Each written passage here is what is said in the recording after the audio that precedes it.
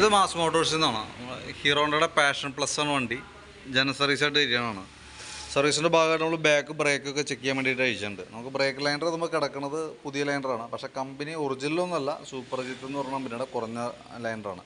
പക്ഷെ എന്നാൽ പോലും നമുക്കത് പഴക്കമൊന്നും ആയിട്ടില്ല. അപ്പോൾ തൽക്കാലം നമുക്കൊന്ന് ക്ലീൻ ചെയ്ത് കയറ്റിയാൽ മതി. കാരണം കുറച്ച് ഇത് ഒരയണ സമയത്ത്, ഇത് തേയണ സമയത്ത് പൊടി കൂടുതലായിരിക്കും എന്നുള്ളൂ മെയിനായിട്ട്. അപ്പോൾ ഹബ്ബൊക്കെ കംപ്ലയിൻറ്റ് വരാനുള്ള സാധ്യതയുണ്ട്. അതുകൊണ്ടൊക്കെയാണ് ഡ്യൂപ്ലിക്കേറ്റ് പാർട്സ് യൂസ് ചെയ്യരുത് എന്ന് നമുക്ക് സാധാരണ സജഷൻ പറയാറ്.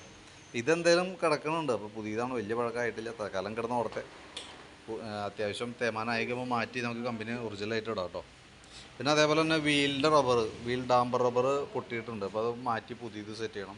എയർ ഫിൽറ്റർ നല്ല ഫിൽറ്ററാണ്. പക്ഷേ നമുക്ക് അതിൻ്റെ ഈ എയർ ഫിൽറ്റർ ഹോൾഡർ ഉണ്ടല്ലോ, അത് അത്യാവശ്യം തുരുമ്പായിട്ടുണ്ട് അതിൻ്റെ ഉള്ളിൽ. അപ്പോൾ കഴിഞ്ഞ പ്രാവശ്യം നമുക്ക് വർക്കിന് വന്ന സമയത്ത് ഐറ്റമൊന്നും നമ്മുടെ അവൈലബിൾ അല്ലായിരുന്നു. അപ്പോൾ ഐറ്റം അന്ന് വരുത്തി വെച്ചിട്ടുണ്ട്. 110 രൂപ 120 എന്തോ കോസ്റ്റ് വരുള്ളത്. അപ്പോൾ ആ കൂട്ടത്തിൽ നമുക്കത് മാറ്റിയിടാം. പിന്നെ അതേപോലെ തന്നെ എഞ്ചിൻ ഓയിൽ മാറുന്നുണ്ട്. പിന്നെ അത് കൂടാതെ നമ്മൾ ഫ്രണ്ട് ബ്രേക്കും കൂടി അഴിക്കും കേട്ടോ. ഇപ്പോൾ ബാക്ക് ബ്രേക്ക് അഴിച്ച് നിർത്തിയാണ് കാരണമാണ്. അപ്പോൾ അതും കൂടി അഴിച്ചിട്ട് നമ്മൾ ക്ലീനിങ് ഒക്കെ നടത്തും. ബ്രേക്ക് ക്യാമൊക്കെ ഗ്രീസിങ് ഒക്കെ നടത്തിയിട്ടാണ് റീസെറ്റ് ചെയ്യുള്ളൂ. പിന്നെ ഇൻഡിക്കേറ്ററിൻ്റെ കേസ് പറഞ്ഞിട്ടുണ്ടായിരുന്നു. ഇൻഡിക്കേറ്റർ ഈ ലെഫ്റ്റ് സൈഡ് ഫ്രണ്ടിലത്തെ പൊട്ടിയിട്ടുണ്ട്, റൈറ്റ് സൈഡ് ബാക്കിലത്തെ പൊട്ടിയിട്ടുണ്ട്. ഈ കളർ തന്നെ വേണം എന്ന നിർബന്ധം പറഞ്ഞിട്ടുണ്ട്. കാരണം ഞാൻ മഞ്ഞ കളർ. പക്ഷേ നിലവിൽ ഹീറോ കമ്പനി ഒറിജിനൽ പാർട്സുകൾ ഇത് അവൈലബിൾ അല്ല. അത് കമ്പനി നിർത്തിക്കളഞ്ഞു. ഇനിയിപ്പോൾ നിലവിൽ പുറമെ മാർക്കറ്റിൽ കിട്ടാതെ ഞാൻ ഡ്യൂപ്ലിക്കേറ്റാണ് വരുള്ളൂ. അപ്പോൾ അത് മേടിച്ച് വെക്കാനാണ് ഇപ്പോൾ മാർഗ്ഗമുള്ളൂ കേട്ടോ. അപ്പോൾ നമ്മുടെ കയ്യിലില്ല, പുറമേ നിന്ന് മേടിച്ചാലാണ് അത് സെറ്റ് ചെയ്യാൻ പറ്റുള്ളൂ. പിന്നെ അത് സെറ്റ് ചെയ്യണമെന്ന് പറഞ്ഞതുകൊണ്ട് നമ്മൾ അതും കൂടി ഉൾപ്പെടുത്താം. പുറമേ നിന്ന് മേടിച്ച് സെറ്റ് ചെയ്യാൻ തരും കേട്ടോ. രണ്ടെണ്ണം ഉണ്ട്. ഈ സൈഡും ഉണ്ട്, ലെഫ്റ്റ് ഫ്രണ്ടും ഉണ്ട്, റൈറ്റ് ബാക്കും ഉണ്ട്. പിന്നെ അത് കൂടാണ്ട് ഫ്രണ്ട് ഹാൻഡിലിൻ്റെ ഹെഡ്ലൈറ്റ് കവർ, അതായത് വൈസർ, അതും പൊട്ടിയിട്ടുണ്ട്. അതും കൂടി കൂട്ടത്തിൽ നമ്മൾ മാറുന്നുണ്ട്.